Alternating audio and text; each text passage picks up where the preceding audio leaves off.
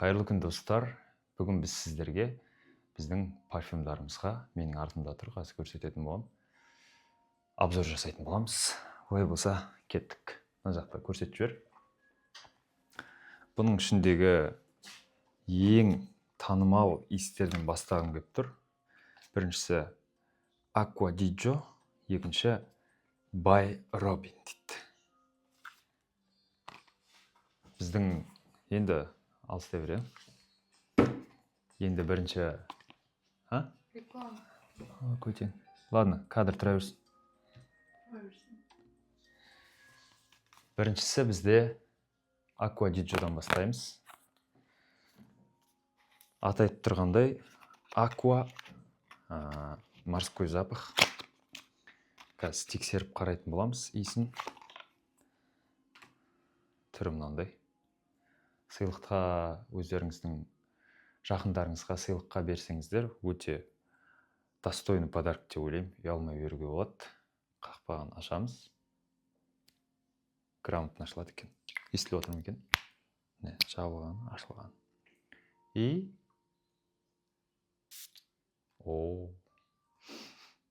кәдімгідей шашылады, кайф та? Да? Ұнап отыр ма? Маған өтіп отыр иісі. Иісі бөлек екен. Сепкен бойда қандай бір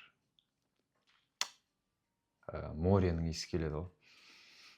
Мореде болып көрмедім, бірақ енді примерно сондай иіс қылып елестетіп жатырмын. Екінші бізде запах By Robin дейді. Extract Series дейді. Так, бұл жағын ашыламын, мына жағын ашыламын. Мынандай түрі. Көрініп тұр ма? Так, крышкасын ашамыз. Eden Juicy Apple дейді. Бұның да крышкасы грамотно ашылып жабылып тұр.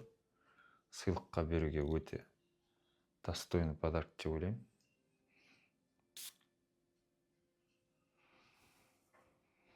Кәдімгідей свежий алманың иісі келіп отыр ғой. Бүгінге жарайды деп ойлаймын.